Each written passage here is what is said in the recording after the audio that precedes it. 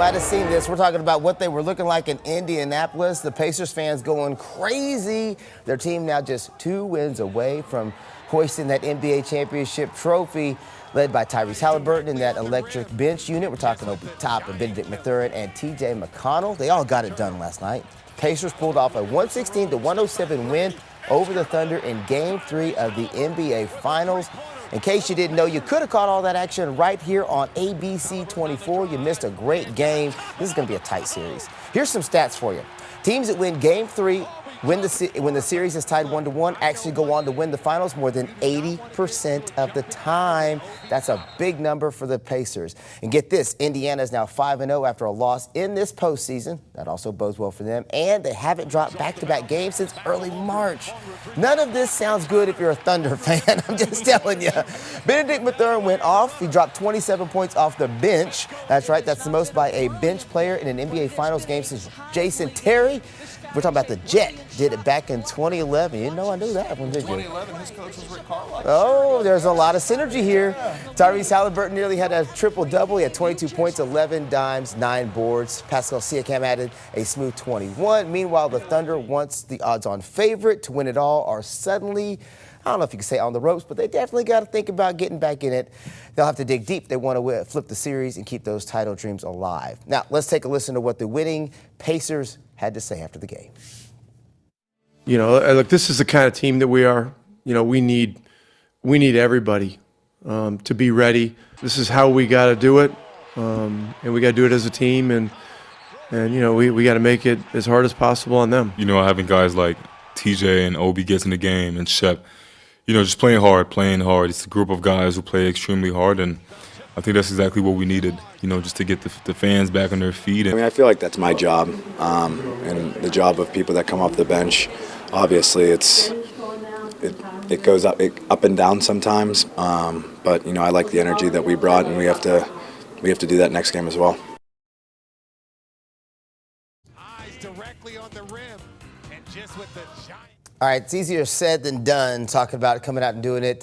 Gabe, let's talk a little bit about last night's game, or Wednesday night's game, we should say, about just how tight it was for most of the game until that separation kind of came in the fourth. Yeah, and in the fourth so far this series, Indiana Pacers plus 27 through 3 games. And we've seen that on a consistent basis with this team. Whether it was the Bucks, the Cavs, the Knicks, they just find a way to make something happen in the fourth quarter, whether it's close, whether it's far away. I mean, they've come back from multiple 20-point deficits.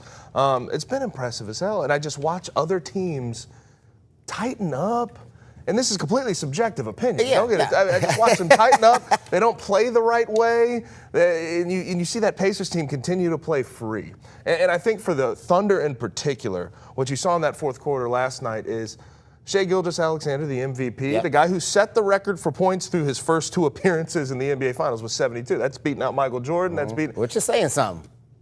In the end of the day, the Thunder have to have another answer in the fourth quarter besides SGA. Chet Holmgren, Jalen Williams, they have to be able to step up. Sometimes you have to give him a night off. Sometimes you have to let him sort of struggle a little bit. Well, they made an interesting point last night, and the Pacers did something that I think everybody will do going forward when they play the Thunder, is they rode SGA from baseline to baseline. Yes. They matched him and manned him from the moment before he caught the ball. 94 feet. The whole time. Right. And by that fourth quarter, I don't know how many of you have ever been guarded 94 feet for, you know, an hour and a half. But, man, that fourth quarter, that last 6-7 minutes, and that's hard. What happened then? The Pacers started picking on him on the defensive end. Yes. But Ben Shepherd, I'll give Ben Shepherd the credit for that. He picked up, he only played about 18 minutes last night, but he was the guy picking up picking up SGA from baseline to baseline. He was doing everything he could to make that happen. But I think last night, if I'm putting a cliche on it, I know they say stay away from cliches in our business, sports talk, whatever it is. But role players play better at home, and that's what you saw last night. TJ McConnell, he finished that game with 10 points, 5 assists, and 5 steals. He had 2 steals off inbounds. Man, the second one, the one in the fourth, it's a backbreaker. It totally broke the back. Yes, and then you have Benedict Mathurin finishing with 27. The Pacers bench outscored the Thunder bench 49-18. 49-18. A 31-point difference with bench points wins you ball games. Yeah. I don't think I'm going out on a limb by saying that. That's not some deep analysis, but it's the truth of the matter. Role players play better at home, and you saw that from this Pacers bench, who, even with how well they played at home, they have played decent on the road as well. They don't steal game one without their bench at least giving them something. So I think that's what we saw last night, is that bench just came to play. I looked at some stats because I wanted to find out. I'm a numbers guy. I coach basketball, Sure. but I'm not doing television. So these are the numbers that I always look at after a game that tells me, it almost always tells a story. We're talking about turnovers. The Thunder had 17 turnovers, right, in last night's game. Yep. When we're talking about assists, the Pacers had 24 assists. Oklahoma City only had 16. What does that tell you? That tells you the ball got stuck in people's hands too much, hence the scoring that we're talking about. And then steals. Oklahoma City known as the defensive team, but the Pacers had 13 steals, and the Thunder just had 6 in the game. So when those numbers, to me, when I start looking at those numbers and dissecting them, the other one I always tend to look at is the rebounds, particularly offensive rebounds, because that's an effort thing.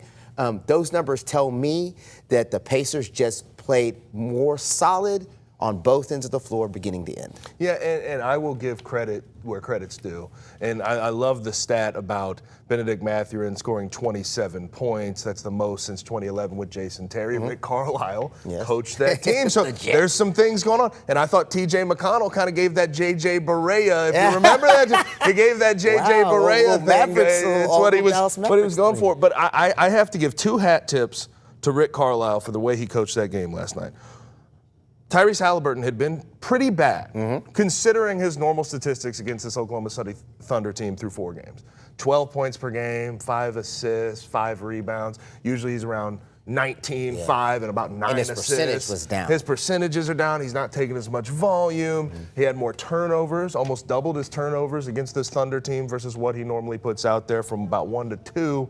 So I saw a concerted effort by Rick Carlisle to coach some adjustments into Tyrese Haliburton. Now, it's on Tyrese Haliburton to execute and make some things happen. Yes. But I thought, he was more off ball when T.J. McConnell came on the floor. He was attacking closeouts after those rotations. He was on the backside of, the weak side several times. And he's forcing the Thunder to recover and make decisions that they're uncomfortable making, even though they're a great defensive team. I saw him give more ball fakes. That's why he finished with 22 as opposed to a 17 or a 14-point game like games 1 and 2. And then we already talked about it to a certain extent, but the adjustment to throw multiple bodies at SGA and pick him up 94 feet. Those 2 things, I just have to tip the cap to Rick Carlisle for making those adjustments. Friday night is the Oklahoma City Thunder's season. It's do or die Friday night. If they do not win Friday night, then the odds, this is not the Hunger Games, but the odds are forever not in your favor at that point in time, right? Like if the Thunder don't win Friday night, man, it becomes real tough. Then it allows the Pacers room to breathe, and it even gives them a game where they can not have a great game because they still have enough. They have another opportunity. Whereas if the Thunder don't win Friday, only one 3-1 comeback in NBA Finals history. Yeah, and I shout out LeBron James. Oh, here we go.